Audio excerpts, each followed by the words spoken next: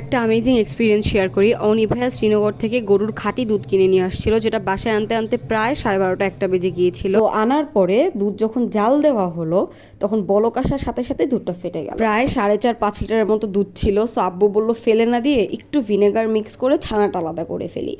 ছানা আলাদা হওয়ার পরে আব্বু একটা পাতিলের মধ্যে একটা নতুন গামছা বিছালো, দেন একটা সিরামিকের মগ দিয়ে ওই ছানাটা আর নিচের লিকুইডটাকে আলাদা করে ফেললো। এখানে একটা ইন্টারেস্টিং ব্যাপার হচ্ছে, ওই লিকুইডটা কিন্তু অ্যাকচুয়ালি মাঠা। এই লিকুইডটার সাথে লেবুর রস আর চিনি মিক্স করে অরিজিনাল মাঠা বানানো হয়, ইভেন টক দইও বানানো হয়। আচ্ছা, তো গামছা দিয়ে ছেঁকে নেওয়ার পরে প্রায় 10-15 মিনিট ওয়েট করার পরেই সব পানি শুকিয়ে দেন আব্বু বললো আসো মিষ্টি বানাই, বাট আমি আর আম্মু দুজনেই না করতেছিলাম, কারণ আমাদের দুজনের কারো হাতেই হোমমেড মিষ্টি হয় না, শক্ত থেকে যায়। আমরা দুজনে এই ব্যাপারে ফেলিওর। সো আব্বু বললো আব্বুই বানাবে, অ্যান্ড আমার আব্বু কিন্তু অনেক ভালো কুক। সো মিষ্টি বানানোর ফার্স্ট ধাপ ছিল ছানাগুলোকে ভালো করে মথে নেওয়া।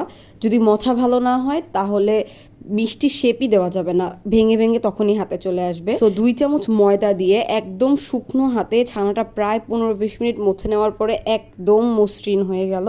তারপরে অল্প অল্প ছানা নিয়ে নিয়ে সেটাকে গোল গোল করে মিষ্টি শেপ দেওয়া হয়। এদিকে আবার আম্মু 1/2 লিটার দুধে 2 টেবিল চামচ চিনি আর 2 টুকরো এলাচ দিয়ে জালে বসিয়ে দিয়েছিল।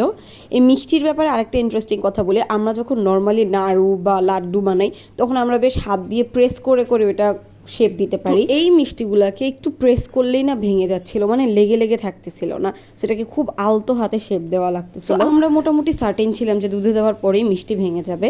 আচ্ছা, ওদিকে দুধ বলক আসলো, বলক আসার পরে মিষ্টিগুলো ছেড়ে দেওয়া হলো এবং হাই হিটে আরেকটা বলক আসার আগ পর্যন্ত ওয়েট করা হলো। সারপ্রাইজিং ব্যাপার হচ্ছে একটা মিষ্টিও ফাটে নাই, অ্যান্ড 20 মিনিট পর মিষ্টিগুলো সাইজে প্রায় ডাবল হয়ে গেছিল। এই দুধ দিয়ে এত ভালো মিষ্টি বানানো হবে এটা পুরোপুরি আনএক্সপেক্টেড ছিল। আমাদের বাসায় এরকম ফেনোমেনন আরো অনেক হয়েছে, কখনো হয়তো ছানা তোলা হতো, কখনো ব্যস্ততার কারণে ফেলেই দেওয়া হতো, but it was actually a great thing to do.